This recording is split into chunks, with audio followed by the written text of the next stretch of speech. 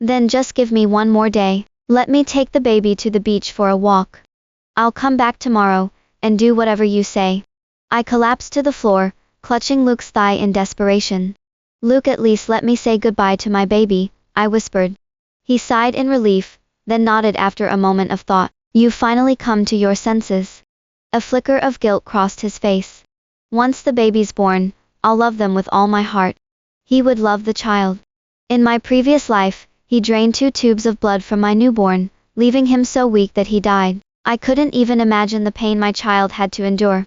And now, he had the audacity to speak of my child like that. Satisfied with my response, they finally left. I staggered to my feet in silence, closed the door, and stroked my belly. I grinned. Since they thought I had stolen everything meant for Yvonne, I should return it all to them. The next day, they came as promised. But just as they stepped into my small rental, Luke's phone rang. It was a video call. The moment the line connected, he saw me, my clothes disheveled, and my face covered in horrifying bruises. I was tied up with a rag stuffed in my mouth, staring into the camera as I struggled violently. Luke, see this. Your ex-wife is in my hands. If you want her alive, prepare $50 million. The stranger beside me pressed a knife to my neck. His words dropped like a bomb in the otherwise silent living room. And you'd better hurry. Don't even think about calling the cops. If you do, you can only expect to collect her corpse. Luke's expression darkened. Beside him, Yvonne covered her mouth in shock. Tears pooled in her eyes as she whimpered, Luke, let's go save my sister.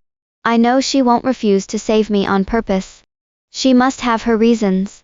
His expression grew worse. Whitney, enough. Do you want Evie to die that badly? To think you'd even stoop to this kind of trick to avoid saving her. Mom and Dad had hesitated. But as soon as they heard Luke and Yvonne, their expressions hardened. I knew it, Dad said through gritted teeth. That brat. Why would she ask for a walk out of nowhere? Of course, she was up to something. That wretched thing. Mom cried out. She is so cruel. What's going to happen to our dear Evie? Even though I had long since stopped expecting anything from her, her words still pierced through my heart like a blade. Just then, the kidnapper suddenly yanked the rag from my mouth.